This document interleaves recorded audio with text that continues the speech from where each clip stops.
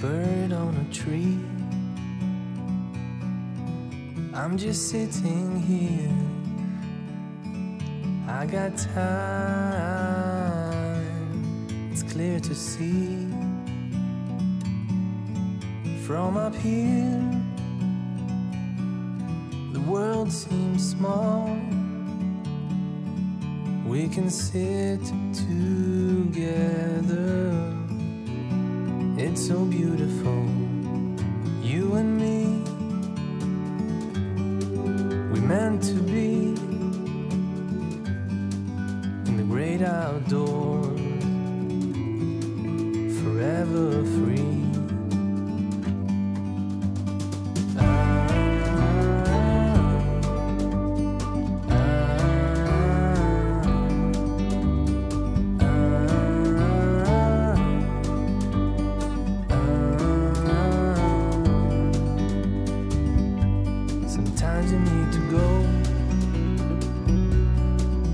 Take a step back to see the truth around you. From a distance you can tell.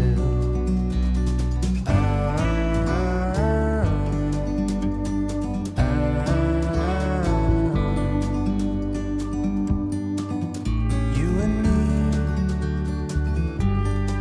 were meant to be outdoors, forever free. You and me, meant to be in the great outdoors, forever free.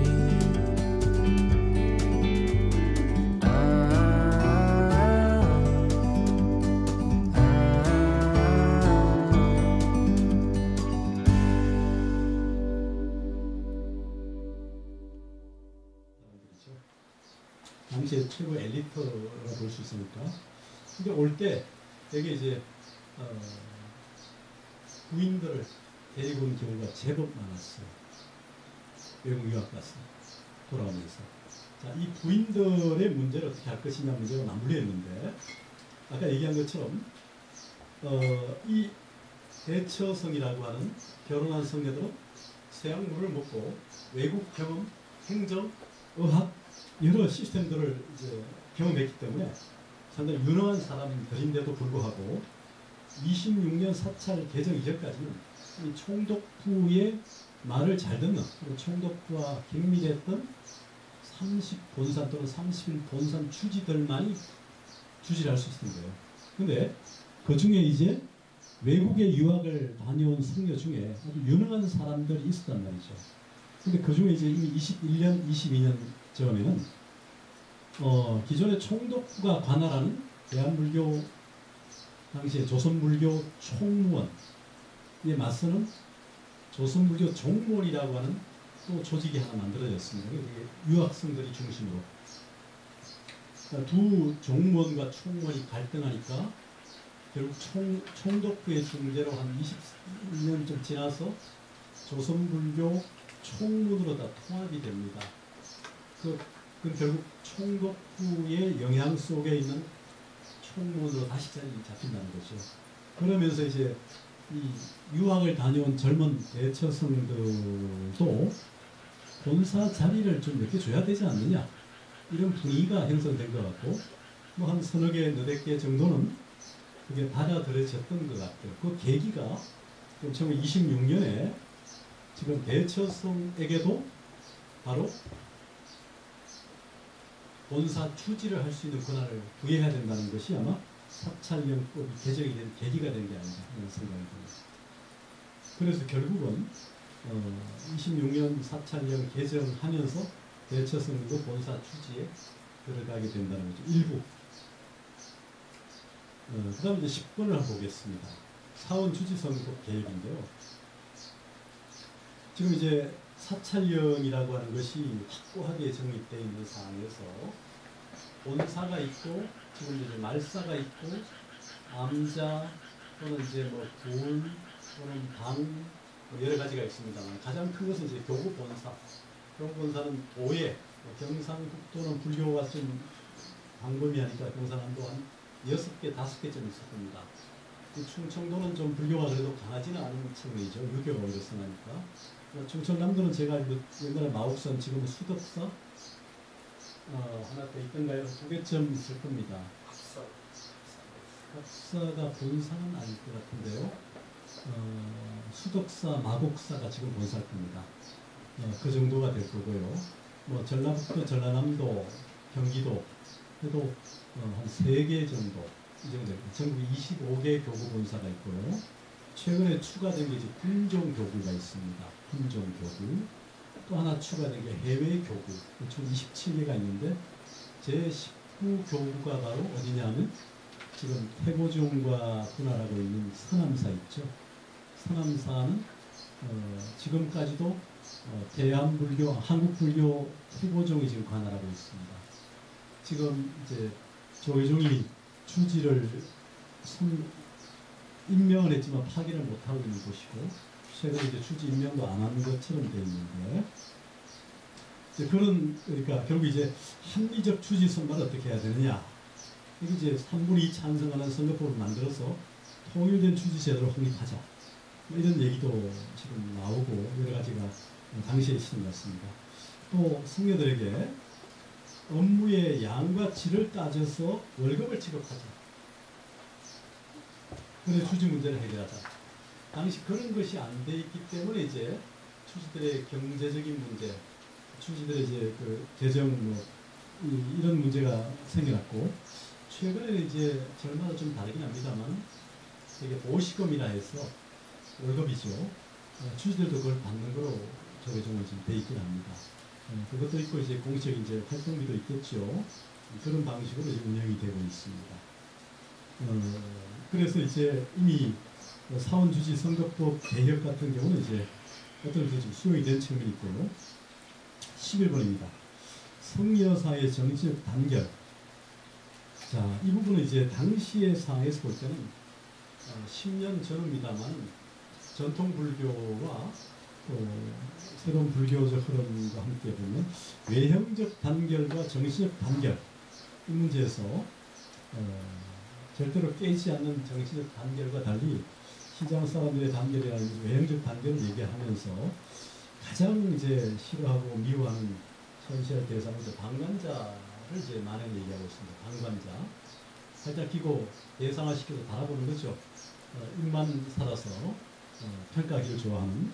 그래서 이제 여기도 혼돈파, 위아파, 오호파, 소매파, 그 다음에 이제 포기파, 대시파 이렇게 뒤섞인 거, 자기만을 위하는 거, 뭐 오호하고 이제 뭐 그냥 간판 조롱하는 거, 소매파는 이제 역시 비판 조롱하는 거, 포기하는 거, 또 때를 기다리지 않은 이런 식의 6가지 분류로 방관자를 하는데, 결국 이 외형적 단결과 정의 단결에 포함시키지 못하는 이 방관자에 대한 상당히 혐오가 많이 계시던 것 같아요. 그런 사람들 수가 적지 않았던 것 같고, 이 부분에 대해서 굉장히 고민했던 것 같습니다. 자, 12번째인데요. 자, 사원의 통할권 확립입니다. 자, 앞에 이제 30본산, 31본산제에 대해서 지난번에 우리 여기 참여했던 선임이 논문을 쓰고 있는데, 자, 이 사원의 통할권을 이제 조선 총독부의 방식 말고 우리가 일본에게 피탈되지 않았을 우리 고유의 그런 방식이 없었는가 하는 문제인데, 만에는 지금 이제 불교를 살리려면 통할하니 급선무다. 통할의 장단점이 있다. 혼합통합이라는 방식과 분할통합이라는 게 있다. 근데 결국 혼합통할로 해야만 불교가 집중적으로 할 수 있다. 그러면서도 고민을 많이 얘기합니다. 그래서 교단의 여건과 시설을 보아서 해야 되지 않느냐의 문제인데, 자, 지금 보면 우리가 가톨릭은 중앙 집중이죠. 반면에 개신교는 교단마다 다르죠. 기장, 예장 뭐 등등. 그러니까 통할의 장점도 있고 분할의 장점도 있는데, 사실은 종교는 가톨릭처럼 통합적인 관점이 필요하다 생각합니다. 지금 조계종은 중앙에서 통할하는 방식이 되어 있고 주지를 파견하게 되긴 합니다. 근데 사실은 교구 본사의 경우를 보면 교구 본사의 그 사안의 취지들은 이게 품신에서 올리면 중앙에서 인정하는 방식으로 하는 경우가 많고 또 문중 사찰 경우들이 이제 교구 본사 산하이기 때문에 그런 경우를 문중에서 조율해가지고 품신하면 이제 조계에서 인정하는 방식으로 갑니다.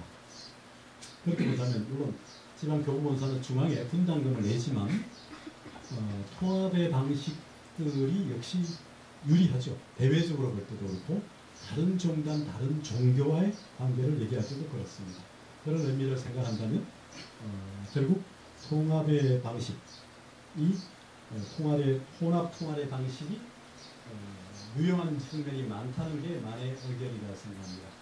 아까 얘기했지만 이런 12가지 안을 만에는 얘기하면서도 2가지 안에 대해서는 조금 유보적인 입장을 취하면서 스스로 판단하게 하는, 운영하게 하는 그런 문제를 열어줬습니다. 이런 맥락을 고려하면 10년 전후의 상황이긴 합니다만 오늘 2023년의 큰교계 모습을 보면 이미 수용되고 해결되어 있는 많은 문제가 많이 해소된 반면에 아직 여전히 과제로 남고 있는 부분도 있습니다. 네, 우선 여기까지 발표하겠습니다.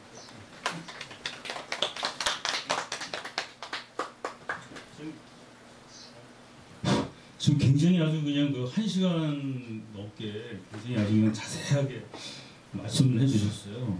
여기 그 내용에 대해서. 근데 이제 이렇게 말씀 많이 해주셨는데 저는 이제 이게 만해가 조선불교 유신론이기 때문에 이거를 이제 저는 또 정리를 해야 되는 또 부담이 저한테는 있습니다. 그래서 저는 이제 이 교수님 말씀을 이제 이 만해 선사께서 쓴 조선불교 유신론의 입장에서 제가 정리를 한번 해보겠습니다. 그거를 가지고 이제 여러분들의 의견을 좀 말씀해 주십시오. 제가 생각하는 조선불교 유신론에는 만해의 근대적 세계관이 고스란히 들어가 있다고 생각해요. 그러니까 이 양반이 그냥 승려가 아니거든요. 이 사람이 굉장히 근대적인, 그러니까 일본에도 이분이 이제 은빙실 전집도 이제 양계추의 그것도 읽고 일본에 가서 또 후쿠자와 유키치 영향도 받았고 많이 하셨어요. 여기 한번 보실래요? 먼저 이제 2페이지입니다. 이게 제가 이걸 따져볼게요. 이제 후쿠자와 유키치의 그가 쓴 학문의 계략이나 문명시 그거, 그 다음에 은빙실 전집, 그 다음에 이제 근대성에 관련된 첫 책자들과 이거랑 연결지어 보겠습니다. 지금 교수님 말씀에서 힌트를 얻어서 지금 정리를 했거든요. 2페이지. 승려들을 위한 사고마켓 설립. 이거 왜 했을까요? 이건 뭐냐면은 민주주의가 되려면은요, 교육이 강화돼야 돼요. 백성이 주인이기 때문에 백성이 주인이 행세하려면은 배워야 됩니다. 그러니까 이게 승려들도 배워야 된다는 거예요. 지금은 옛날처럼 누가 시킨다고 되는 게 아니라 지금 이 사찰이 지금 이제 근대화의 길을 걷는단 말이에요. 그러면 사찰의 주인이 누구죠? 승려란 말이에요. 그럼 승려는 어떻게 해야 돼요? 공부를 해야죠. 세상이 어떻게 돌아가는지를 알아야 될 거 아니에요. 그게 근대화에서 굉장히 중요한 문제거든요. 그래서 근대화에서는 학교를 설립한다고요. 초등학교가 나오는 거거든요. 두 번째, 선실재산의 통합과 손학과 권리. 이건 뭐냐면은 저는 지식이라고 봤어요. 근대사회는 지식사회입니다. 그 이제 누구죠? 루소가 그러잖아요. 신분에서 계약으로.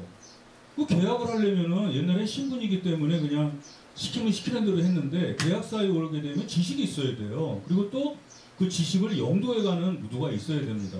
물론 지금은 달라졌어요. 지금은 포스트 모던이기 때문에 지식이 무용하지만 이때는 안 그랬단 말이에요. 그래서 이건 지식이라고 본 거고, 그 다음에 연불당 폐지. 이건 주술하지 말자는 거잖아요. 의전 절차는 굉장히 소중하게 여긴단 말이에요. 근대사회는 절차적 정의에 따라서 하는 겁니다. 그런데 주술은 안 된다는 거고, 포교 방식의 다양화. 이거는 계몽과 선교를 나타낸다고 봤어요. 후쿠자와 유키치가 그 얘기 계속 하거든요. 이런 것들은 계몽과 선교를 동시에 해야 된다. 그 다음에 상관의 절을 도심으로 이전하는 건 뭐냐면은 불교를 대중화시켜야 된다는 거예요. 도시화, 근대화. 이것도 역시 근대화하고 나타나는 거 아니에요? 그러니까 조선불교 유신론에는 만해의 그 근대적 시각이 고스란히 나타났다고 보고요. 미신 형상 정리. 이건 뭐냐면은 근대사회의 간소화와 관련되는 거죠. 간소화, 간편화. 그 다음에 주술을 이제 없애는 거, 이런 거고. 그 다음에 이제 제7장. 아까 교수님께서 이제 이게 지난 시간에 한 거라서 제가 정리하는 겁니다. 불필요한 각종 불교의식 폐지는 근대화의 문제는 뭐냐면 간소화 표준화예요. 간소화 표준화라고요. 우리가 아파트가 제가 그러잖아요. 자본주의적 건축 양식이라고 똑같아요. 그런 게. 그 다음에 생산활동 참여로 인한 승리의 인권 회복. 이건 뭘 뜻하냐면은 자본화될 수 없는 지식은 소용없어요. 근대 사회에서 무조건 자본화가 돼야 돼요. 그러려면 자본화, 산업화, 그 다음에 효율성이 있어야 돼요. 사찰이 아무리 크면 뭐 할 거예요? 그건 자본을 형성할 수 있어야 돼요. 그걸 있어야 승려들이 행세할 수 있는 거예요. 그래서 신도들의 시주돈을 갖고서 사찰을 하는 것보다는 자체적으로 해나가야 된다. 만에 대단한 사람이에요. 이 사람 천재입니다. 천재. 그 다음에 그 불교의 장래와 승려의 결혼 문제. 이거는 좀 우리가 생각해 봐야 되는데 여러분은 결혼을 뭐라고 생각하세요? 이 결혼이라는 게 경제제도 문제도 있는데 제가 생각하는 결혼은 여기서 좀 이 공개석상에서 이런 말하기 좀 그렇지만은 이거 제가 한 얘기 아닙니다. 그 이제 마르크스하고 앵겔스가 가족의 기원에서 한 얘기를 그대로 옮기자면은 합법적인 섹스를 위한 제도적 장치라고 그러거든요. 그러니까 결혼을 매개로 하지 않고서 하는 성관계는 다 불법이에요. 간통이거든요. 이게 뭐냐면은 일부 일처제와 투명성, 법제화시키자는 거예요. 옛날에는 결혼을 안 했어요. 승려들이 그때 교수님께서도 70% 이상 이렇게 되잖아요. 옛날에 결혼 안 하고서 그냥 점 찍어놓고 너는 내 여자 이렇게 했단 말이에요. 승려들이. 특히 더 그랬지. 그러니까 이게 뭐냐면 가족법이라든가 이것에 제한을 안 받았어요. 승려들은. 그러면서 은근슬쩍 하나씩 다 꿰차고 있어. 지금도 그렇지 않습니까? 지금도 왜냐하면 승려들이 결혼을 하면 안 된다 그러면서도 하나씩 다 꿰차고 있어요. 이건 안 되는 거야. 이걸 투명하게 하자는 거야. 투명하게. 법제화하자. 마네가 이걸 해야 되는데 다른 스님들이 뭐라고 할까봐 말씀을 못 하신 거야. 그러니까 윤리에 해롭다, 국가에 해롭다, 포교에 해롭다 이런 이제 이상한 말씀을 하시면서 결국은 뭐겠어요? 불교에 대한 이미지를 바꾸자는 거예요. 그렇죠, 교수님 이게. 그러니까 은근슬쩍 어디다 이렇게 여자 해놓고서 숨겨놓고 내연애 관계를 하지 말고 떳떳하게 하라는 거예요. 자수나 기르고. 그게 근대사회거든요, 투명화. 아마 이런 말씀을 하신 것 같고요. 그 다음에 이제 그 뒤에 교수님 말씀에 의존해 보면 그렇다는 거예요. 그 다음에 저기 10번에 가서 사원주지 선거법. 이건 뭐냐면은 민주주의 사회예요. 요즘에 보면은 호선을 해요. 자, 이 사람 저 주지를 뽑읍시다. 자, 반대하는 사람 자 박수 칩시다. 이게 무슨 민주주의 사회 이런 게 어딨어요? 없죠? 이것 때문에 문제가 생기는 거거든. 정당하게 출마자 해놓고 선거의 명부 만들고 투표를 해서 이게 근대사회란 말이에요. 유학의 경전에 보면 이거 있어요. 요임금이요 1000알을 순임금한테 줬대요. 또 순임금이 1000알을 우임금한테 줬대요. 이 말이 되는 얘기를 해야지. 1000알가 지 겁니까? 옛날에는 자기 거니까 할 수 있어. 그러나 요즘 세상에 아니 요임금이 무슨 자격으로 1000알을 순임금한테 줍니까? 지 거예요? 아니 그러면 지금 우리나라의 윤석열 대통령이 우리나라를 저기 누구 줄 수 있겠네? 이건 아니거든요. 국가라고 하는 건 국민의 거예요. 모든 권력은 국민으로부터 나오기 때문에 이건 말도 안 되는 거거든요. 만해의 선사께서는 이걸 분명히 보신 거예요. 그러니까 선거법을 만들어서 하자. 이게 얼마나 대단한 발상이에요. 그쵸? 이 만해 진짜 대단한 사람이에요. 그 다음에 뭐냐면은 승려에게 월급 주자. 이게 무슨 뜻이죠? 업무 분장하자는 거예요. 근대사회 특징이 뭐죠? 분업화. 막스 베버가 얘기하는 분업화. 이게 후쿠자와 유키치가 쓴 글에 다 나옵니다. 근로계약서 딱 쓰고 업무 분장하고 분업화하고 그 다음에 절에 가면 정규직과 비정규직 있잖아요. 스님은 정규직인데 보살은 비정규직이야. 월급도 안 줘. 내가 저기 수독사 가서 이제 뭘 하래요. 그래서 가거든요. 봉사활동하면은 아침부터 저녁까지 봉사활동해. 밥 2끼 주고. 너무 착취하냐. 정당하게 대가를 지급해야죠. 그렇지 않습니까? 안 하잖아 지금. 사찰에 가보세요. 거의 대부분 비정규직이야. 거기서 일하시는 분들 월급 줘요? 비정규직은 그래도 월급은 주잖아요. 안 줘요. 절에서는 불심으로 때우지. 근데 이런 거 안 된다는 거예요. 그러니까 이게 만해손사가 이게요. 각 사찰 업무의 양과 질을 따져 승려에게 월급 주자. 이게 뭐냐면 정규직, 비정규직 하시고 다 하신 거예요. 그래서 이 만해 선사가 대단한 분이에요. 그 다음에 11번 승려사회 정신적 단결. 이게 뭐냐면 가치 척도를 일원화시켜야 돼요. 이 자본주의 사회에는 예를 들어서 제가 옛날에는 양반과 저 평민이 있어요. 양반이 한 노동과 평민이 한 노동이 달라. 그럼 안 되잖아요. 양반이 저 책상 하나 만들었어. 그것도 10만 원이면 일반 평민이 만든 것도 10만 원 똑같아야 될 거 아니에요. 우리가 사회가 평등하고 신분화됐다는 거는 가치 척도를 일원화해야 돼요. 근데 승려 사회가 지금 외형적 단결은 됐는지 몰라도 정신적으로 안 돼 있어. 이런 사회 어떡할 거야? 그러니까 가치 척도와 지식을 일원화하는 것이 근대 사회의 첩경이거든요. 그리고 아까 여기 방관자. 이게 미셸 푸코가 감옥의 역사에서 말하는 거 보면은 이거 정신병자예요. 방관자 정신병자 아니에요? 괜히 시비나 걸고 이런 애들 아니에요? 이런 애들은 정신병원에 보내야 된다고. 근대 사회에는 전혀 도움이 안 되는 사람이에요. 그러니까 만해 선사가 이걸 알고 계셨어. 근데 이걸 어떻게 표현을 못 하신 거예요? 예를 들어서 이게 이제 칼포포가 쓴 열린사회적들이라는 책이 1950년대 만해 선사가 그걸 읽으셨으면은 이런 얘기 안 하세요. 제가 이런 걸 보면서 이분 진짜 대단한 분이다 이런 생각을 하고, 그 다음에 사원의 통할권 확립. 이건 중앙집권적 관료제를 나타내는 거겠죠. 보편화, 통합, 일원화. 이렇게 해야만 이게 아까 교수님 말씀이 혼합통할, 통할권을 가져야 된대요. 그래야 대외 경쟁력이 있는 거 아니에요? 지금 기독교나 천주교나 다른 종교들이 막 올라오는데 불교는 여전히 통합이 안 돼 있어요. 이래서는 안 된다. 그러니까 중앙 집권적으로 가야 되고 이 관료제 시스템을 나타내는 거거든요. 만해 선사가 이걸 보면서 제가 엄청나요. 그리고 요 뒤에 가면은 이런 얘기 하세요. 힘과 실력을 길러가지고 실력 양성, 애국계몽. 사실은 이게 진화론이라는 게 종교에서 진화론이 말이 되는 얘기입니까? 아니 하느님이 진화되면 뭐가 돼요? 하느님 진화되면 뭐가 되는 거지? 예수님이 진화되면 하느님 돼요? 부처님이 진화되면 뭐가 돼요? 종교는 사실은 이게 저거 아니에요? 그게 원형론적인 신관이란 말이에요. 계속 돌아가는 거거든. 근데 이분이 진화론을 얘기하고 실력과 양성을 하면 어떻게 돼요? 부처님 다 없애버릴 건가요? 그건 아니잖아요. 그래서 저는 이 만해의 지금 교수님은 이런 얘기를 못 하시거든요. 왜냐면은 교수님은 또 불교계에 계시잖아요. 근데 저는 야인이니까 이제 교수님 대신해서 제가 막 얘기를 해니까 이런 걸 했는데, 그래서 이 만해라는 분이 사실은 근대지향적인 성격이 대단했던 사람이에요. 이런 사상을 갖고 있는 분이 안 계십니다. 조선불교 유신론에서 이걸 보면서 만해의 근대성 문제가 여기서 드러나는 것 같아요. 이것만 봐도 당시 만해가 얼마나 고민했는지. 이게 1910년에 썼다가 13년에 발간하거든요. 제가 맞죠? 교수님 제 생각이에요. 제가 정리한 게 거의 맞죠. 이 사람이 지금 만해 이거 근대성 문제가 이거 진짜, 제가 여기 이제 그 막스 베버하고, 만해는 막스 베버를 못 봤을 거예요. 막스 베버는 이제 그 뒤에 나온 사람이니까. 그러나 후쿠자와 유키치가 다 보셨을 거 아니에요.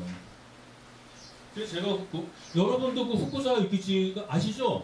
저기 일본 돈 오늘 오늘 토요일이니까 월요일 날 은행에 가세요.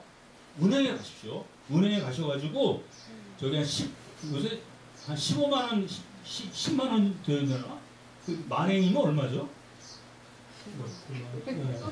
떨어져 그 10만 원 주고요. 일본 은행 10,000원짜리 하나 사십시오. 만행짜리. 그럼 거기에 후쿠자와 유키치 사진이 올라가 있거든요. 그거를 사가지고 지갑에 넣고서 만해, 한쪽에는 후쿠자와 10,000원짜리하고 한쪽에 만해 사진을 넣고 비교를 해보세요. 그러면은 이 만해라는 양반이 어떤 분인가 아실 거예요. 그래야지. 그리고 그거를 저 베개에다 넣고서 주무세요. 그러면 그게 머릿속에 착 들어옵니다. 이게 연불당을 폐지하자 그랬는데 저는 그거라도 해야지. 자, 이렇게 됐고요. 이제 마지막으로 교수님께서 마무리해 주시죠. 그리고 다음에 뭘 할 건지도 또 말씀해 주십시오. 네. 우리 송박사님이 잘 설명해 주시고, 만해 사상을 지금 막스 베버나 칼 포퍼도 여러 가지 미셸 푸코 이런 서양 철학자들, 서양 사회학자들 이런 사람들과 함께 결합해서 이렇게 풀어나가면 참 재미있는 글과 또 토크가 되겠다는 생각을 했습니다. 이렇게 같이 만나야 되는 것이고 또 만에는 그 시대를 경험했지 않더라도 이후에 나온 사람들과 이렇게 가상 대담을 한다면 훨씬 더 만해를 이해할 수 있고 만해가 무슨 말을 하려고 했는지를 좀 가까이 느낄 수 있게 될 거라고 생각합니다. 지금까지 이제 조선불교 유신론이라고 하는 하나의 텍스트가 사람들은 불교 교단의 유신 이런 의미로 많이 생각하는데 사실은 처음에 얘기했지만 많은 철학 중에 유교나 도교가 아니다. 왜 불교인가? 조선시대를 거치면서 1910년에 결국 유교는 이미 뭐 성리학적 질서가 무너져서 더 이상 비전이 되지 못하는 현실.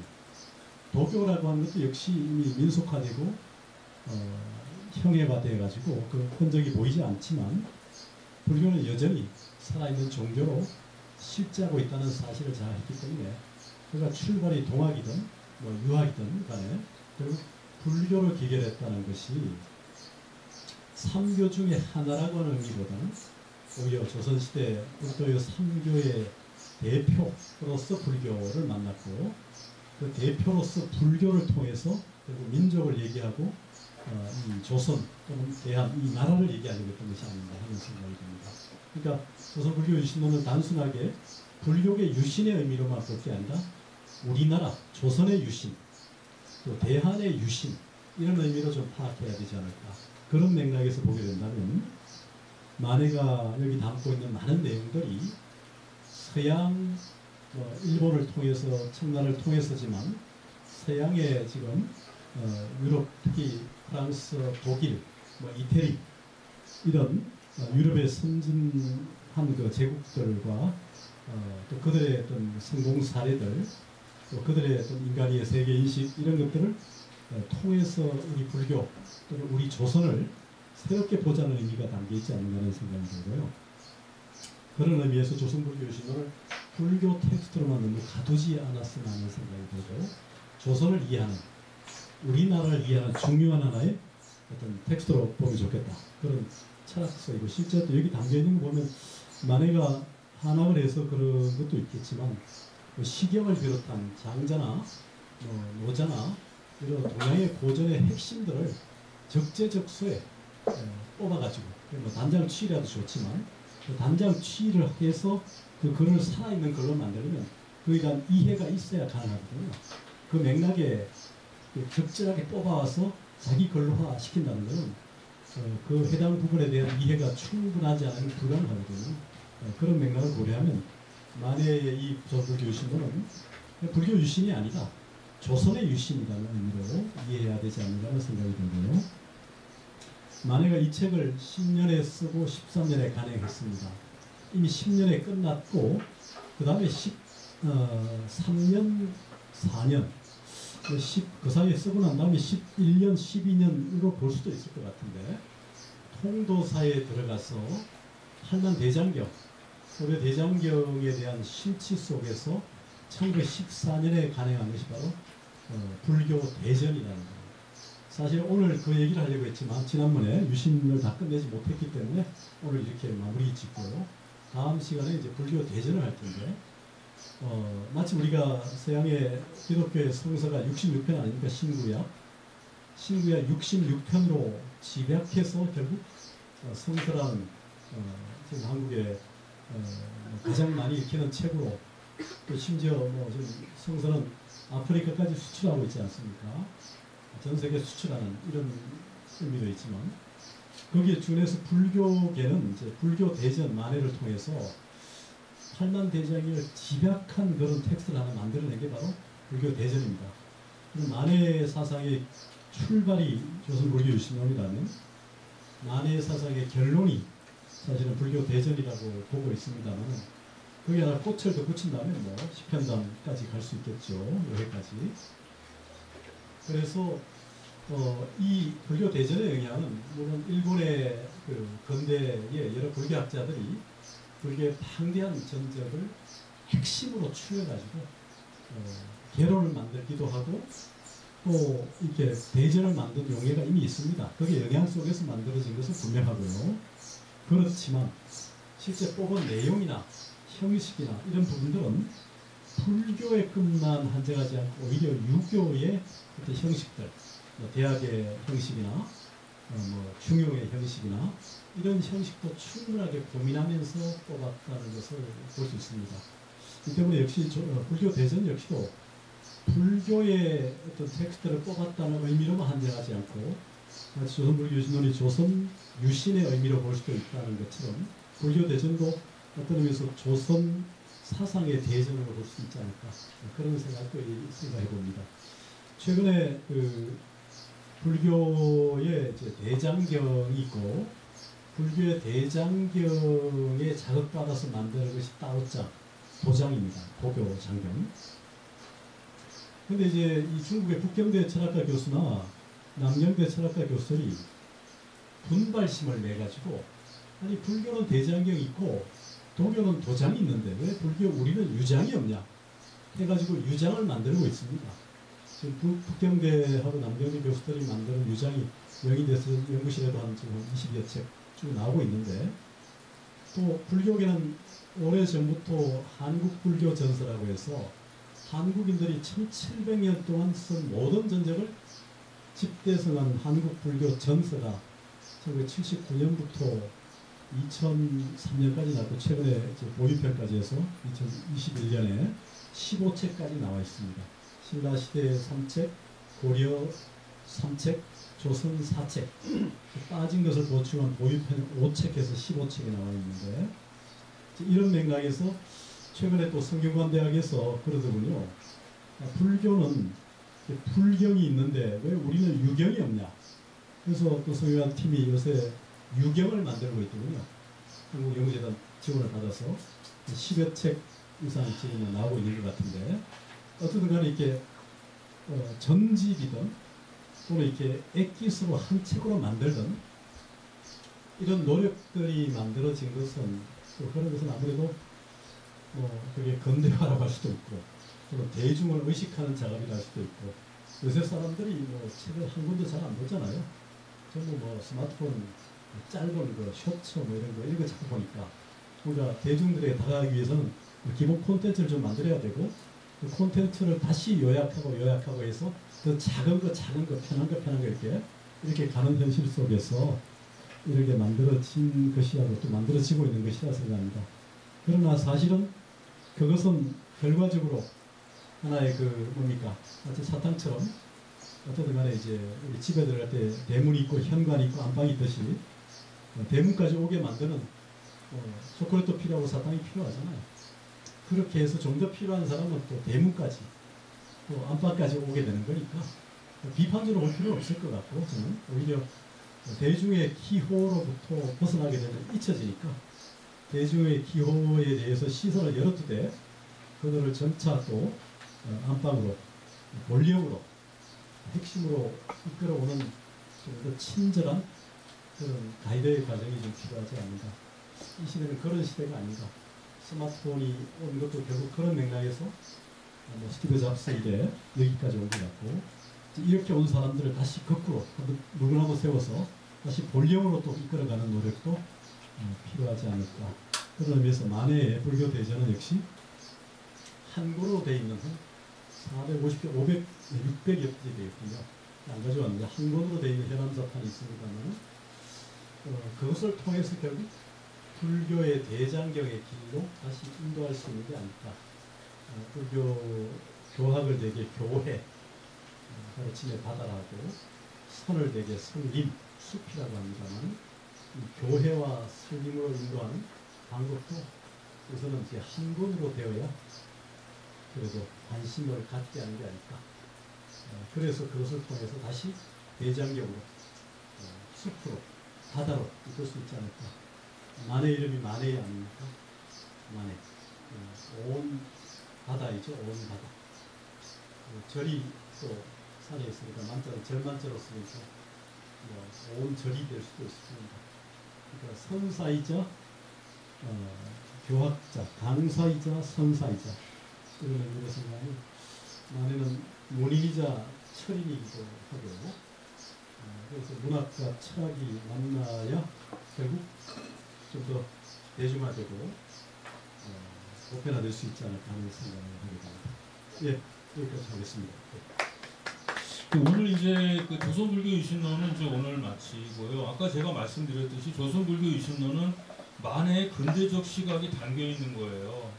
그러니까 만해를 보시려면은 조선불교 유신론을 아까 이제 교수님 말씀대로 불교계에 한정해서 보지 마시고요. 한국 전체를 해서 보세요. 그러니까 우리나라가 여기 만해가 계속 얘기하는 게 독립해야 된다. 우리가 나가려면 독립과 자강을 해야 되는데 그러려면 힘이 있었고 실력이 있어야 돼요. 근데 유교는 이미 안 되잖아요. 그게 불교만이 그걸 할 수 있다. 근데 불교계의 현실도 옳지 않다. 그래서 불교를 유신하자. 그 유신하자는 게 개혁하자는 거거든요. 그래서 불교라고 하는 것을 근대적으로 바꾸는 작업, 그 얘기를 계속 하시고 있어요.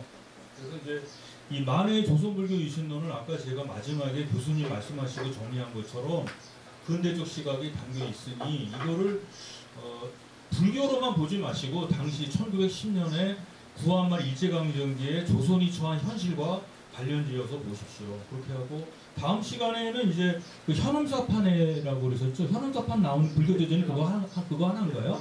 네. 그 저희가 한번 준비를 또 정교님하고 상의를 해서 또 준비를 또 한번 해보도록 하겠습니다. 네. 그럼 오늘까지 4시간에 굉장히 어려운 강의였는데 그래도 굉장히 많이 잘 해주셨습니다. 다음 달에는 쉬고요. 9월 달에 이제 불교대전으로 다시 찾아뵙겠습니다. 고맙습니다. 수고하셨습니다.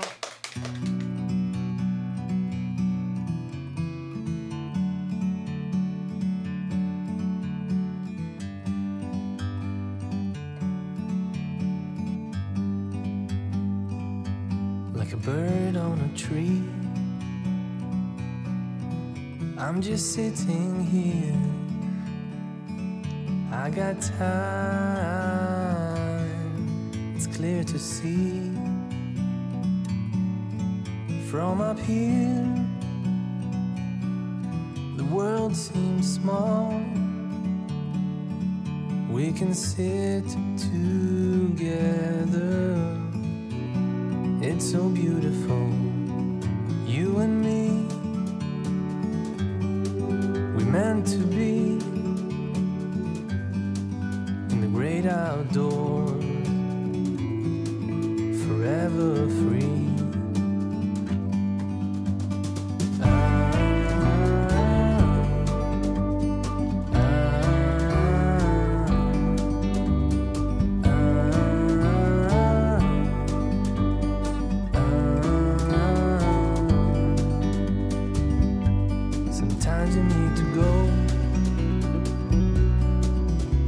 A step back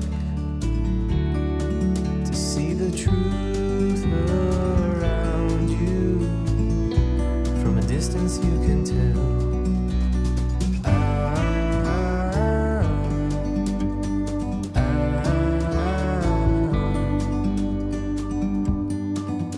You and me were meant to be.